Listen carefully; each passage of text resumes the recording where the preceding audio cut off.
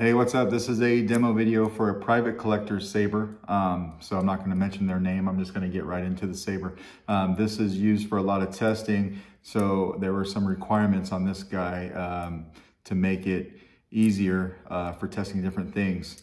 So this is a Cfx Install. It's got stock MPXLs here, 2-button setup. So the front button here is the activation. This one back here is the auxiliary. To get to everything, we just want to unscrew the handle. Everything's pretty tight in this guy because I did stack the board on top of the battery. And then I also made the board a press fit. I typically do a press fit anyway, but on this guy especially because I didn't know what kind of testing would need to be done, how often you'd want to take this board up. You can take a 90-degree angled micro USB connector and connect it to the micro USB port right there. You can see it right there. And then you can get the SD card out easily. A kill switch was requested, so I put your kill switch right here. I like to kind of do that instead of down here. I just like it out of the way. Easy to flip on and off. It does have removable battery. You've got a 28mm Smuggler's Outpost speaker. And then on the board, like I said, it is a press fit. So if you wanted to pop this up, it would just take a pair of tweezers or something right here and just pop it off on the side. And you could pop it all the way out, or you could pop it up like this if you needed to, and then press it back down. I do hold everything like this when I'm putting the handle on though, because it is such a tight fit. Between all the wires back here behind the speaker for the kill key, and then stacking the board up. And then what I would normally take out some of that battery cradle material right there for clearance. And then I would have that micro USB kind of halfway up where you can see it, and then some of it down, it would be down underneath that battery cradle material. But because access to both sides of this board was requested, I made sure to make that floating all the way up on top, and it could be plugged in. So, the flip side of that is it's a tight fit. So we're gonna flip the kill switch. Take it like this, put the handle on. And you can feel it as you're screwing it in. It's just very snug. But you don't have anything rattling around on you. The PCB holder for your main pixel here, your stocks, it's part of the chassis.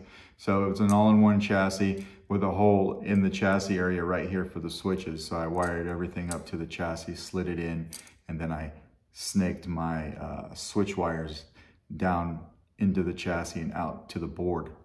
And that's what we did here. I had to add a grub screw right here. This is I think it's an M2.5 or M3 grub screw that I put 180 degrees from your switches. And this is your chassis retention. So that guy's dug into that chassis pretty deep. It's not gonna go anywhere unless you want it to, but you gotta back that out first. And then you have multiple grub screws in this emitter part. So I imagine you can use any one that you want for blade retention. My attention was on this guy right here. It was over here kind of by itself, but then when you look over here, you got two of them over here too. So activation, LEDs lighting up like they should, smooth swing,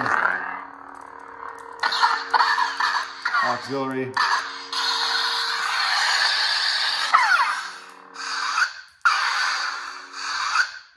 just like that. So we'll throw a blade in it. This takes a 1-inch NeoPixel blade. Tighten down the grub screw or your blade retention.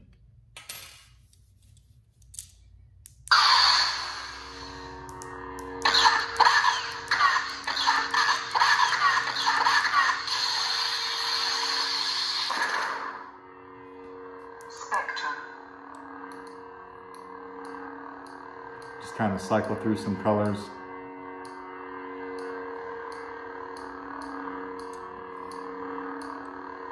And then we're back to red. So I'll just pick this one right here. Just like that. I didn't spend a whole lot of time programming this board. Of course, I swapped it over to NeoPixel. I did spectrums at 1, you know, just so that I could have something to demo, something that I'm used to. But you know more about CFX than I do, so and I know you're going to put your own sound fonts on here and do your thing. So this is just a wired up and functional Saber.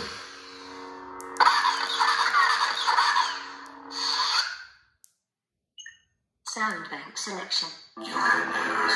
Exit menu. There may be a little extra sound font in there. And then this one, they came with the Saber.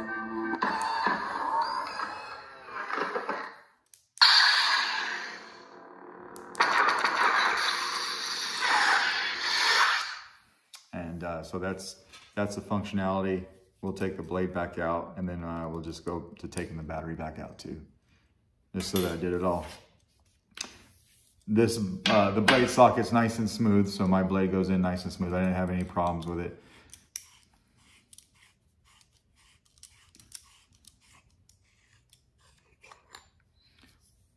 Take the handle off. There's your chassis if I hadn't showed it to you already. And then your kill switch right here.